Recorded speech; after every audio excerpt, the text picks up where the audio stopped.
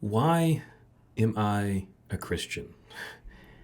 I started thinking this would be an interesting question to ask. I mean, it's so central to my life, and rarely, if ever, have I tried to answer it. The only time I could think that someone specifically asked me was in conversations with an atheist friend, and I got very defensive.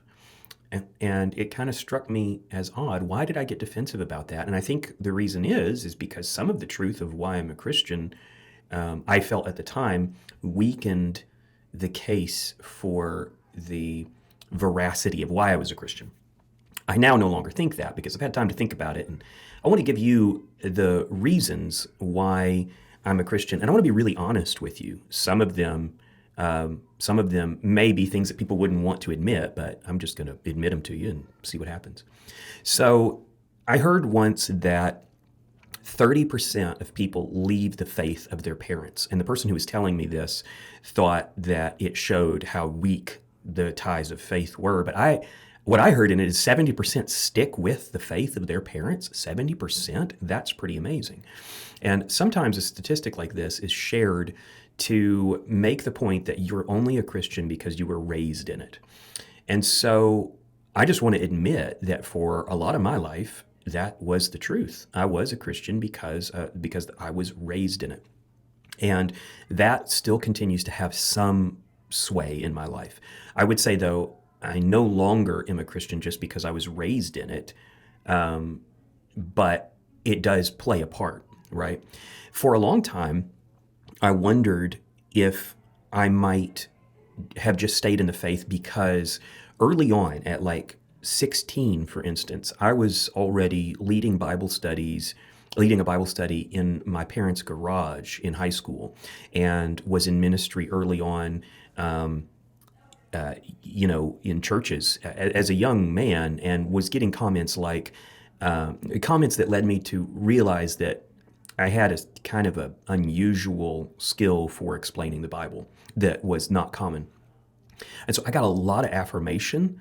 I got a lot of really positive feedback, and my entire kind of identity got wrapped up inside of being kind of a Bible teacher, a young, skilled Bible teacher. And so I wondered for a while if that actually might be why I stayed in the faith, was because I was getting a lot of affirmation.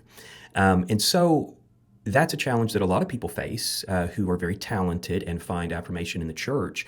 We've seen so many young ministers and writers and Christian musicians who got famous young. I wasn't famous, by the way, but there's those who got famous young, and they begin a career as a very young person in ministry, and then they're kind of stuck in a way. And later in life, they then begin to question, and then it's a huge burden to bear that they have to do that publicly, because now they're a public figure. Luckily, I wasn't a public figure. I had some affirmation from the churches and the ministries that I worked with, but I wasn't a public figure, and I'm glad I wasn't. And so I wondered that for a while, but then I quit ministry, and I quit ministry for about 8 or 9 years, I think. And I never completely stopped going to church, but I pulled out of being very involved in any particular church. I got married in that time, and had a video business. Had some huge clients. Worked for did a project once for the Independent Film Channel, a South by Southwest shoot. Had some other projects that were huge clients, but they were secular. They were secular clients, and so what I experienced in that time was seeing people striving, working really hard toward a goal, but it was ultimately like a humanist goal. It was a goal that was ultimately pretty empty.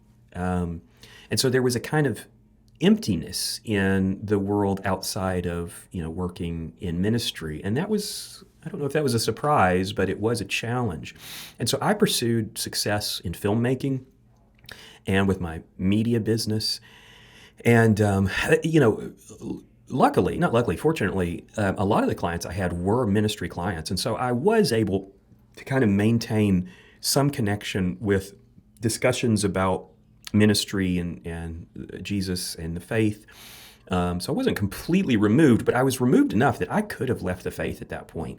Now, I'm not saying that I wanted to or that I had planned to, but I was not as close to the Lord in that time. And I was growing bitter. I found it difficult to sit in church. I had a lot of bitterness in that time, a lot of frustration, a lot of anger. I think a lot of it might have been jealousy because I was remembering those days when I had been on stage, teaching the Bible or playing music, and I was watching other people get their enjoyment and their fulfillment from serving in that way. And I think I felt jealous, and I think that led to bitterness.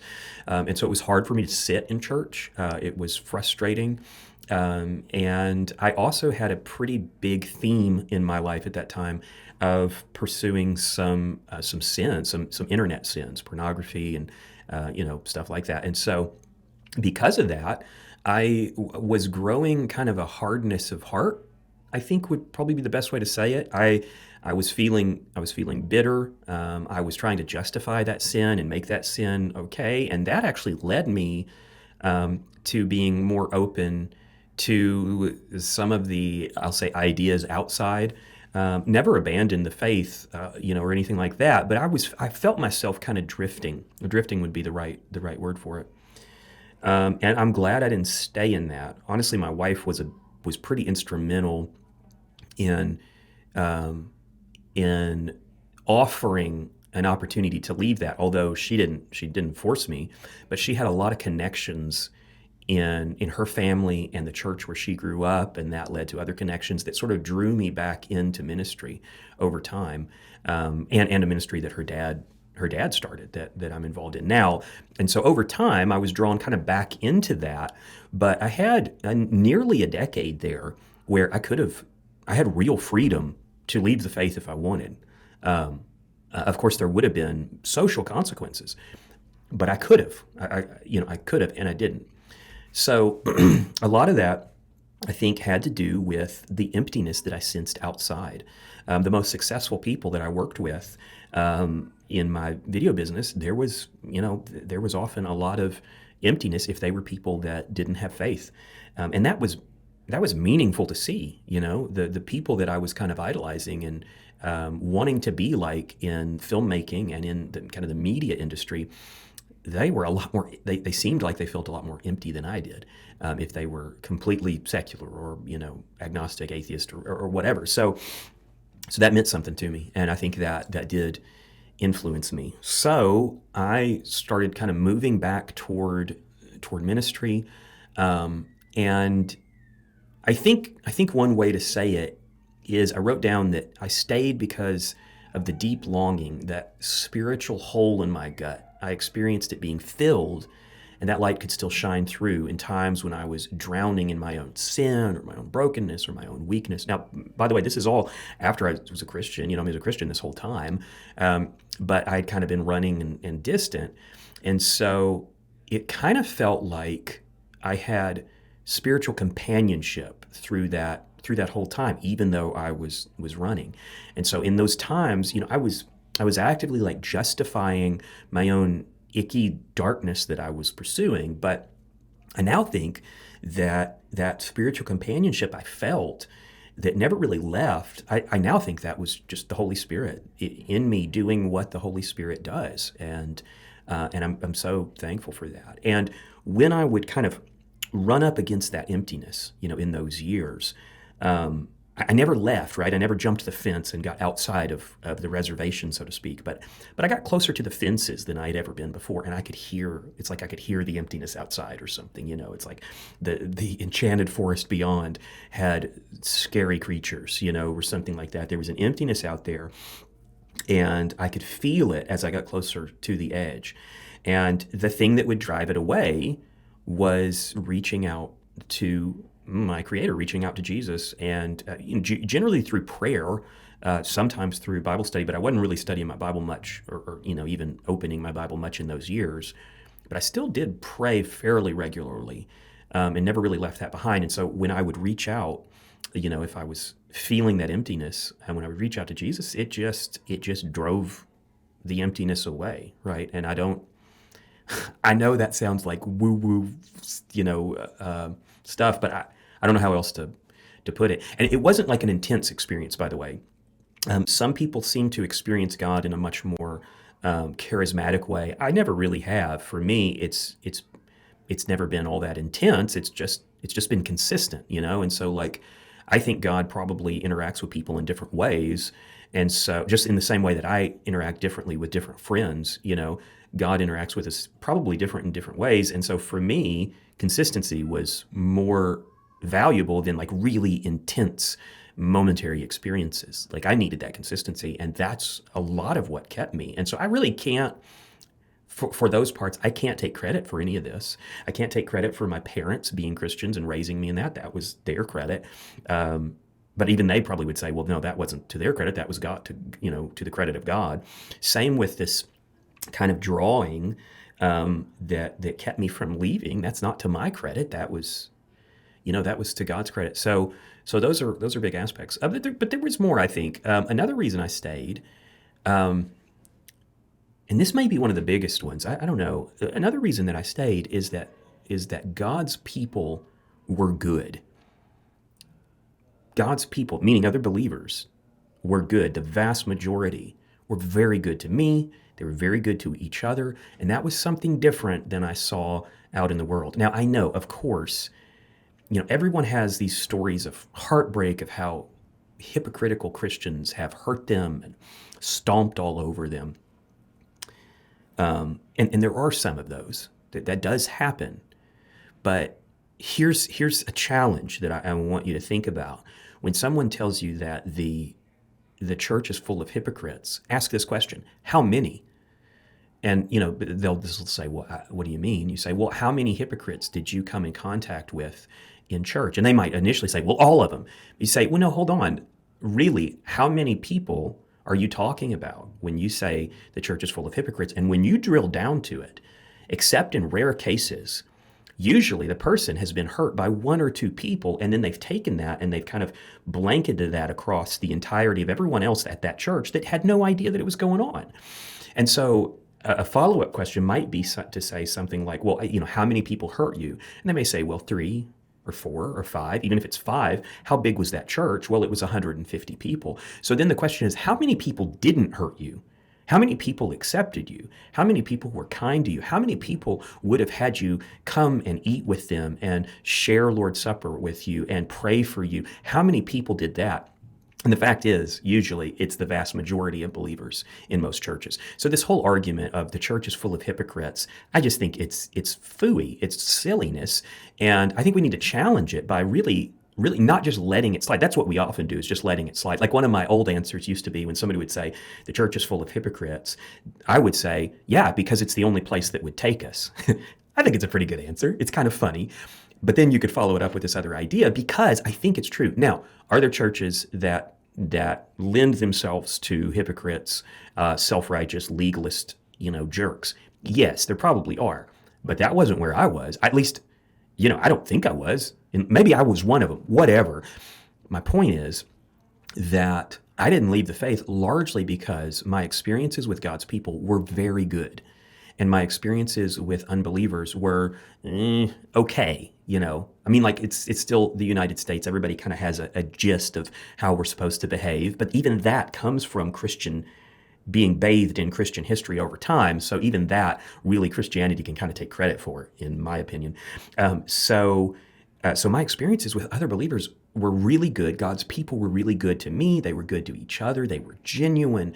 They were just amazing. And so this kept me. And by the way, I was hurt by a handful of people over time, but it didn't dictate the norm. It was the fringe. And often when I was hurt by someone inside the church, other people from inside the church who saw it would take action, or would speak against it at least, or encourage me.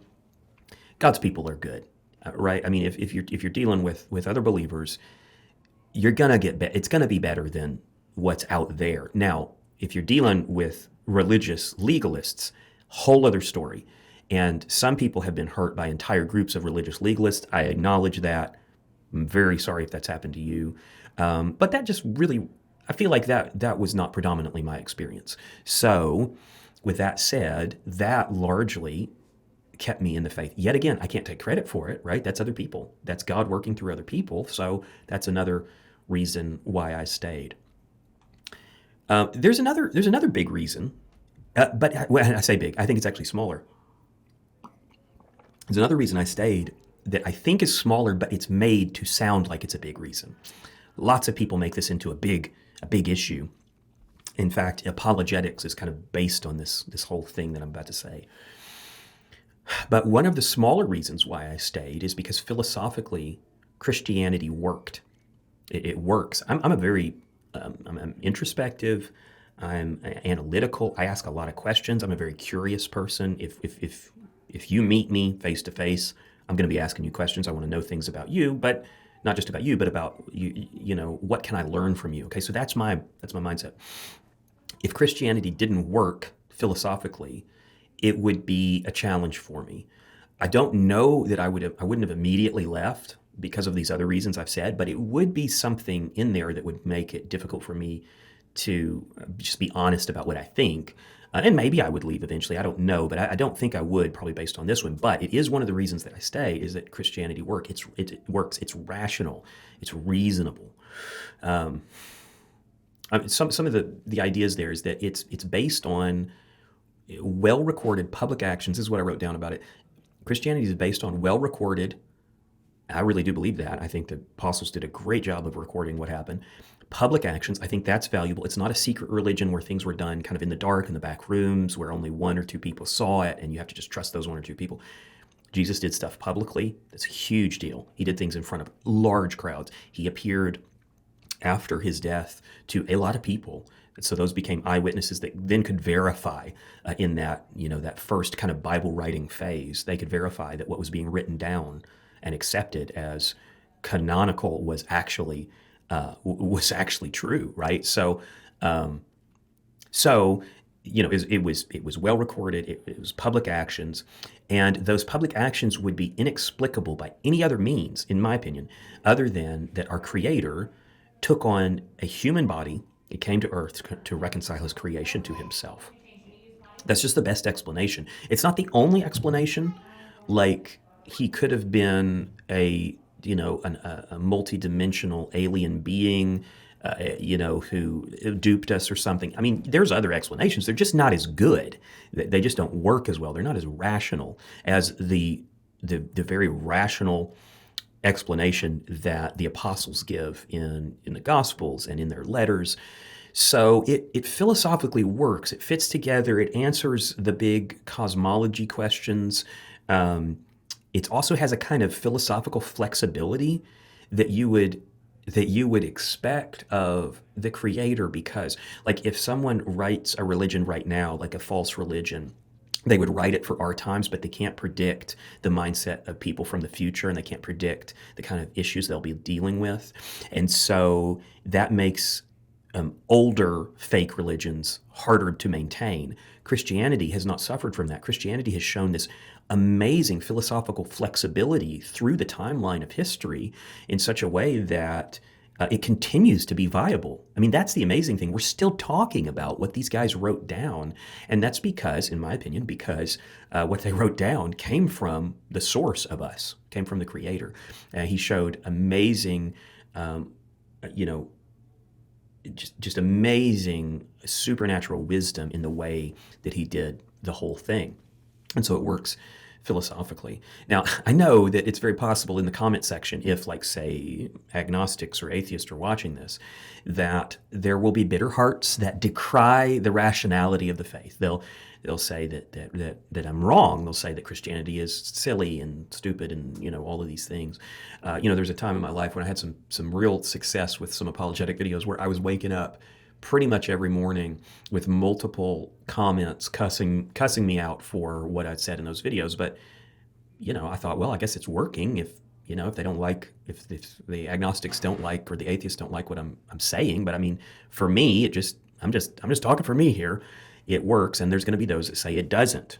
But here's my bottom line on this philosophically, it works, is that there is enough evidence to convince a person if they are open-minded enough to give it an honest attempt.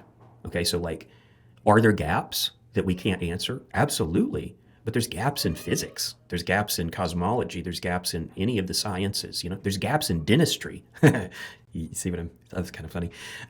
There's gaps that we don't know the answers to, but by and large, not by and large, I just think this is absolutely true, that there is enough evidence. It's not that is there answers for every single thing? Maybe not, but there's enough. And that's what matters, because what we're called to do is to believe, to put our faith in Christ. And so there is enough evidence for an open-minded person to believe. That is just, that's unassailable in my opinion. There's enough evidence. There's not 100% certainty evidence on certain subjects, but enough evidence for a rational person to believe. And lots of rational, intelligent people have believed. And let me just make a note about something on this issue of it works philosophically. So a few years ago, I did a series of surveys focusing on atheists and agnostics. And what I wanted to figure out had to do with these unanswered intellectual questions. Okay, so let me see if I can I've got some notes here, but I'm going to kind of expound on this because I think it's important. A lot of people, a lot of Christians get into apologetics thinking that if they can just give answers to the supposedly unanswered philosophical and intellectual questions, then the atheist they'll see the light, But over and over, as I was kind of doing some apologetics ministry, I kept seeing that wasn't happening. And I thought, what is going on? Why is it that for this person of faith over here, this is a completely rational, completely reasonable argument that works for them, and then you have this atheist person? This is not as common with the agnostics, but it is somewhat present. But it was even more common with those hardline atheists who were very verbal about it, very outspoken.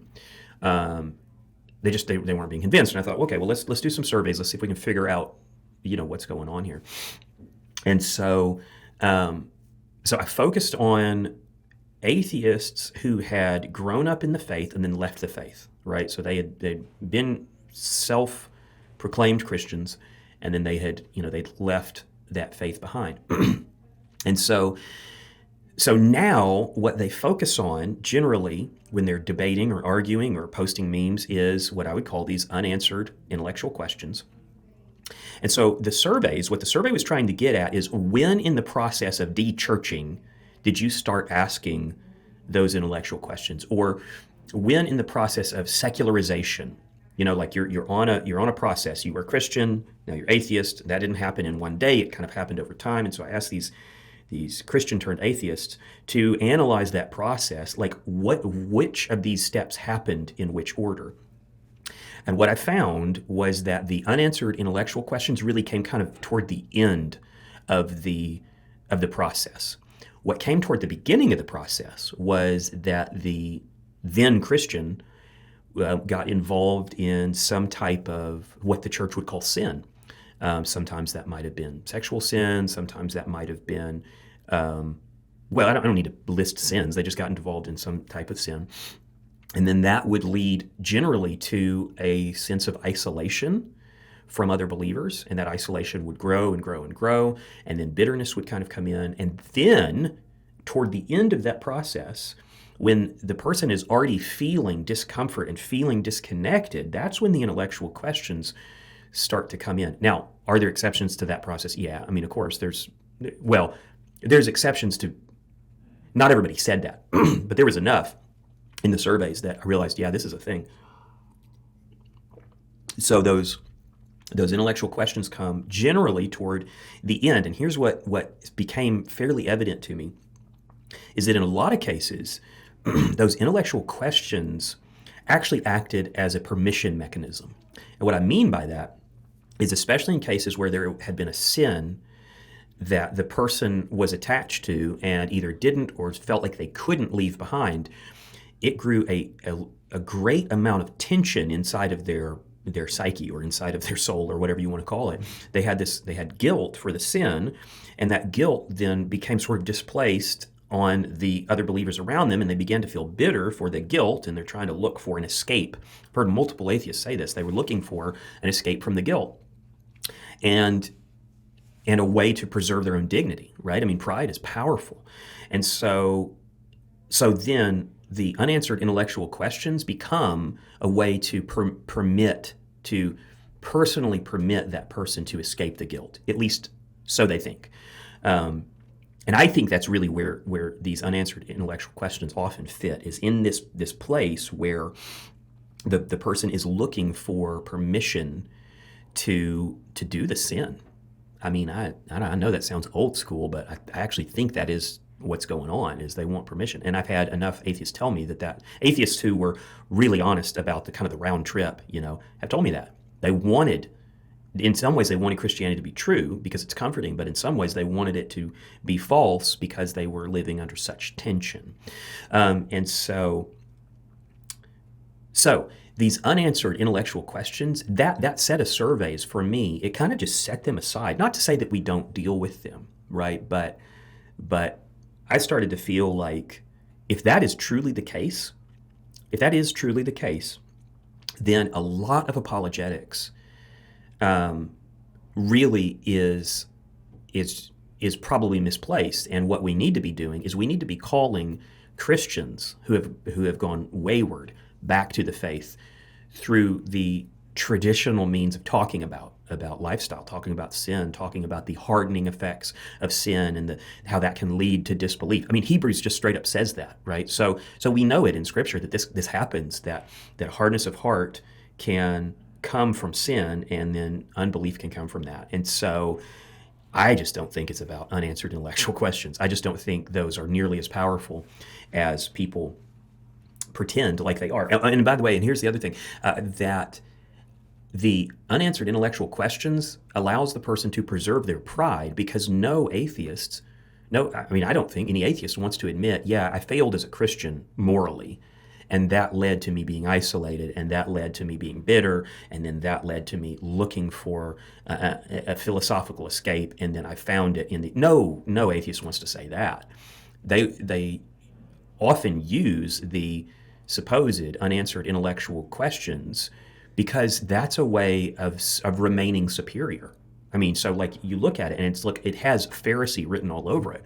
It has superiority written all over it. Now, I'm not saying every atheist is in this place, but the very aggressive, outspoken atheist who's, you've heard the script, you know what I'm talking about. Not every atheist is there. Some atheists, they just don't believe. That's it. But those who are aggressive, really, this is kind of, this is what we're dealing with. So apologetics then should be applied to those who have never believed or whose faith never went deep. But I think some of these other folks, really, apologetics is a large flock of red herrings, because I don't want to be spending my time trying to convince somebody about a supposed unanswered intellectual question when there's just going to be another one right after it, and it's not going to change anything. And so it can be pretty hard to determine which it is. Is this person's faith really shipwrecked because of this, or is this an excuse? And I just think a lot of them are excuses. I know that probably feels really flat for some people, but it comes from my experience, and I have a bit of experience. So anyway, feel free to gripe in the comment section if you need to. It's okay. We can handle it. So anyway, that's my thought. So boy, I really rambled there toward the end, but you get a sense of why I am a Christian. Some of it is because of my upbringing, but that's not why I stayed, I don't think. A lot of it has to do with social. A lot of it has to do with spiritual. God gets the credit for it, and I think I laid out exactly why that is. Let me just add this. Another reason why I've stayed is because it's an adventure. I mean, it really is. I know that you think you're having an adventure, but I'm having an adventure. I'm the one having an adventure over here.